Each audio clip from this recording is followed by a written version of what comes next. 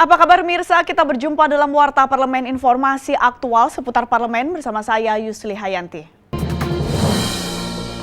Terkait penerbitan surat penghentian penyidikan atau SP3 terhadap 15 perusahaan pembakar hutan, Komisi 3 DPR RI merekomendasikan agar SP3 ditinjau kembali dan dibatalkan karena belum memenuhi persyaratan-persyaratan hukum. Anggota Komisi 3 DPR Muhammad Syafi'i menjelaskan persoalan SP3 Karhutala di Riau sangat aneh. Pasalnya dalam SP3 tersebut sangat sulit menetapkan tersangka. Padahal di dalam Undang-Undang Nomor 41 Tahun 1999 jelas disebutkan, jika ada kebakaran di lahan siapa saja dan siapapun yang membakar, maka yang wajib bertanggung jawab adalah orang yang memiliki hak penguasaan atas hutan tersebut. Syafi'i melanjutkan, hutan yang terbakar di Riau tidak ada yang tidak bertuan, sedangkan yang dipersoalkan selalu siapa yang membakar. Saudara Nelson Sitohang ini. Maka kita berkesimpulan bahwa SP3 ini belum memenuhi persyaratan hukum sebagaimana mestinya. Jadi kita tadi mengusulkan ini agar didalami kembali. Kalau mungkin ada istilah bisa dianulir atau paling tidak harus ada pendalaman terhadap SP3 yang sudah dikeluarkan terhadap kebakaran Riau. Aneh tuh kan? Ada lagi yang membuat aneh menurut saya. Tradisi yang baru. Tradisi yang sportif, taat hukum, dan profesional. Ngapalah saling lempar? Kan gak enak setelah dikonfrontir seperti ini, akhirnya ketahuan. Nah, ternyata memang SP3 itu belum dengan dasar-dasar hukum yang akurat, sehingga ya kita katakan ini belum sesuai dengan aturan hukum yang ada. Sementara itu, anggota Komisi 3 DPR Masinton Pasaribu mengatakan, dipanggilnya kedua mantan Kapolda Riau tersebut untuk melakukan pendalaman.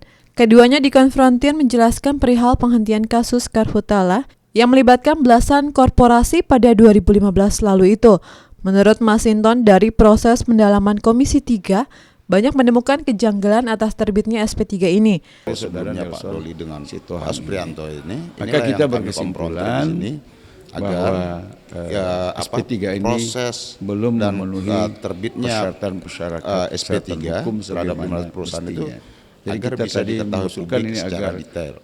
didalami kembali. Kami kalau mungkin ada istilah bisa dianulir atau paling tidak harus ada pendalaman terhadap kami ingin SP3 dari dikeluarkan terhadap berbagai pendalaman. Kami sudah mengundang ahli. Ada lagi yang membuat aneh. Ada lagi yang membuat aneh. Ada lagi yang membuat aneh. Ada lagi yang membuat aneh. Ada lagi yang membuat aneh. Ada lagi yang membuat aneh. Dari DPRD ada lagi yang membuat aneh. Ada lagi yang membuat proses kejanggalan. Ada lagi yang membuat aneh. Atas ada lagi yang membuat aneh. Ada lagi yang membuat aneh. Ada lagi yang membuat aneh. Ada lagi yang membuat dalamin. Ada lagi yang membuat aneh. Karena kejanggalan ini kemungkinan besar kami akan merekomendasikan untuk SP3 itu ditinjau kembali dan dibatalkan oleh Polri. Ada lagi yang membuat aneh. Ada lagi yang membuat aneh. Fitian dan Ridwan, TVR Parlemen melaporkan. Komisi 3 DPR memanggil mantan Kapolda Riau Irjen Doli Bambang Hermawan dan Brigjen Polisi Surpianto untuk mendalami penerbitan surat penghentian penyidikan atau SP3 terhadap 15 perusahaan pembakar hutan. Pemerintah melalui Menteri Koordinator Politik Hukum dan Keamanan mengatakan operasi Satuan Tugas Sapu Bersih Pungutan Liar atau Satgas Saber Pungli nantinya bersifat lintas lembaga dan unit, di mana kepolisian, kejaksaan, dan Menko Polhukam akan bersama menyusun Satgas Saber Pungli. Anggota Komisi 3 DPR Muhammad Toha pesimis, meskipun satuan tugas sudah dibentuk, pungutan liar ini akan sulit untuk diberantas.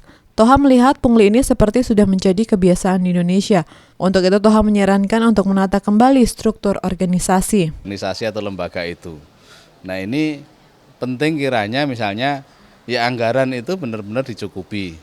Yang kedua, remunerasi atau gaji dari pelayan masyarakat, khususnya mungkin nanti yang di pelayanan umum, pelayanan masyarakat gitu kan, ya petugas-petugas itu perlu ada insentif yang lain. Ya, itu akar. Toha juga menyinggung tim pengawas perlu adanya pengawasan yang lebih lagi selama pengawasan itu belum terbentuk. Di situ akan muncul pungutan liar. Untuk itu Toha meminta untuk menguatkan pengawasan dari internal kelembagaan. Akan tapi apakah mungkin meskipun sudah dibentuk Satgas nanti bisa membersihkan pungli sampai ke aparat yang paling rendah, karena pungli ini kan sudah kayak budaya, meskipun budaya nggak baik ya, mungkin dari desa sampai ke tingkat pusat ya.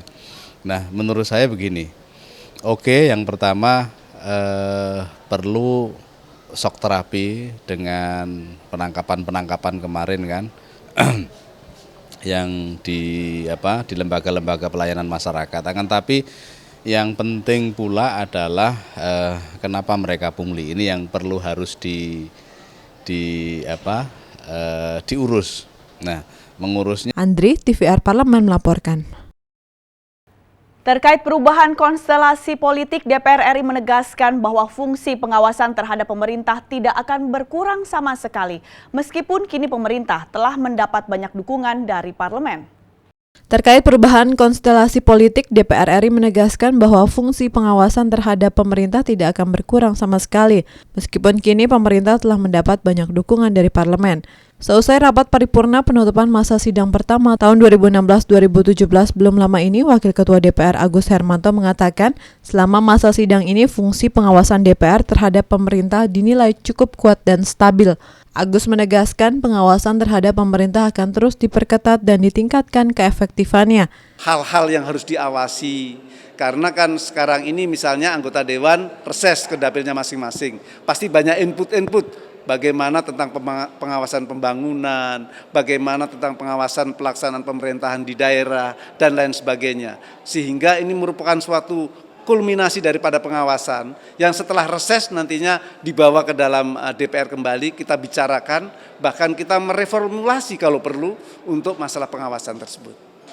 Senada dengan Wakil Ketua DPR, anggota Komisi 11 DPR Muhammad Misbakun menjelaskan bahwa pengawasan DPR terhadap pemerintah tetap kuat. Terbukti bahwa kebijakan-kebijakan yang akan diambil oleh pemerintah tidak serta-merta langsung disetujui oleh DPR, melainkan melalui beberapa kali rapat dan pembicaraan antara pemerintah dengan DPR.